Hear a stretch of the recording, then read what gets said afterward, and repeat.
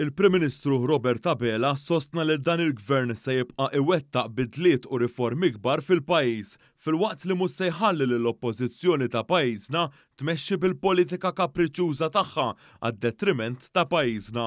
Dr. Robert Abela għal dan f'diskors parlamentari hekk kif beda it-tieni qari tal-emenda dwar l-att dwar l-istandards fil-ħajja pubblika, emenda intenzjonata biex tipprovdi għal mekkaniżmu ta' riżoluzzjoni fil-proċess tal-ħatra tal-Kummissarju għall-istandards fil-ħajja pubblika f'każ li l-ħatra b'vot ta' 2/3 ma tinkisibx wara 2 voti fil-Kamra tad-Deputati, dan permezz ta' vot li jintrebaħ b'maġġoranza sempliċi wara 2 voti. Il-Prim Ministru Robert Abela beda id-diskors tiegħu billi fakkar fil-proċess ta' riformi li embarka fuq gvern immexxi minnu sabiex tiġi assigurata s-saltna ta' dritt f'pajjiżna.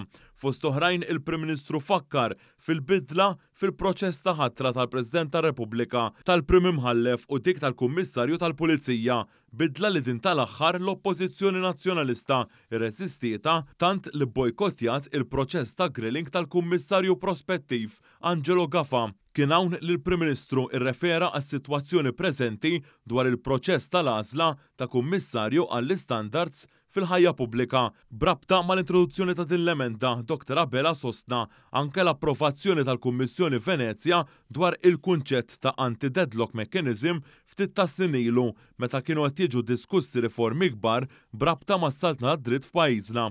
Dejjem qalulna li kull fejn dan il-Parlament kien beħsiebu jintroduċi rekwiżit ta' 2/3 għal karigi partikolari, hemmhekk kien kruċjali li jkollna mekkaniżmu ta' anti-deadlock. U għaliex kienu insistenti fuq l-introduzzjoni ta' dan il-mekkaniżmu. Għaliex jekk inti ma tagħmilx dan il-mekkaniżmu faċilment illi jkollok sitwazzjoni kif isset nesperjenzaw fil-każ tal-Kummissarju għall-ħarsien tal-Standards, illi ikollok naħa li kapriċċjożament tibqa' topponi għall-isem u tibqa' bil-kariga vakanti perpetwament. Il-Prim Ministru fakkar ukoll kif l-Oppożizzjoni kienet irreżistit dan biex bekk il-Gvern kellu jintroduċi dawn il-proċessi ta' ħatra ta' 2/3 mingħajr l-anti-deadlock mechanism fl-aħjar interessi tal-pajjiż dakinhar.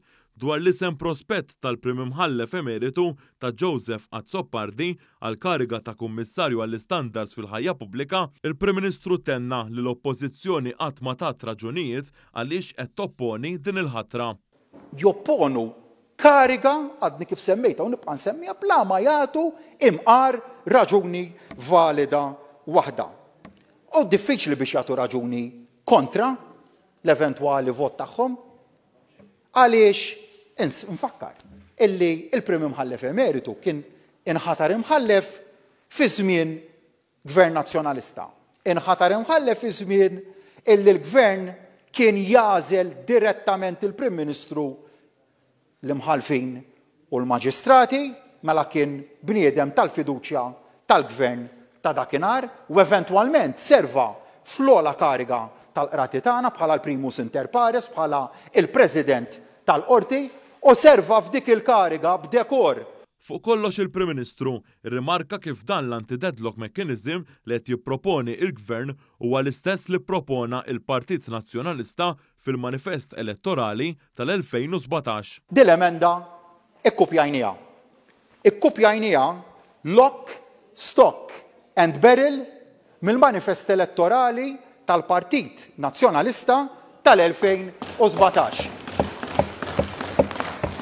Il-programm elettorali jien nażel Malta fejn ħadna il-proposta numru 6 mill-faċċata numru 9 tal-manifest elettorali tagħkom fejn dakinhar ħanfakkarkom kontu għedtu hekk. Fost l-oħrajn tiddaħħal regola li l-ħatriet fl-ogħla karigi tal-Istat isiru b'2/3 fil-Parlament.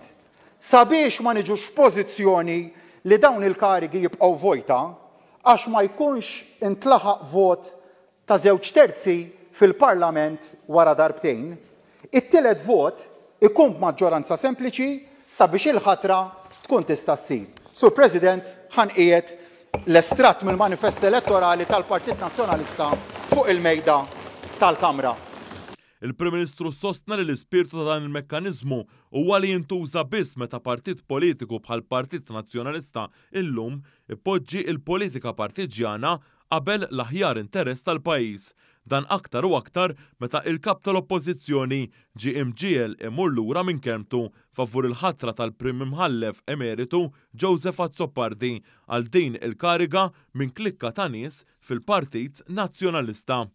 Jekk hawn kif evidentement hawn min qed jaħseb illi dan il-pajjiż jista' joħloq ċirkostanzi fih illi jeleb ir-rida tal-poplu u iġiba fix-xejn biex jibqgħu jiddeċiedu u jsir dak illi jridu huma, allura hemmhekk se jkun qiegħed jarralkom bil-kbir. Aħna din hawnhekk illi b'umiltà se nibqgħu nwettqu l-bidliet u r-riformi kbar f'dan il-pajjiż b'iktar riformi sabiex inkomplu mmexxu il-pajjiżna l qudiem skont il-mandat b'saħħtu illi tagħna l-poplu f'Marzu li għadda. Nirringrazzjak.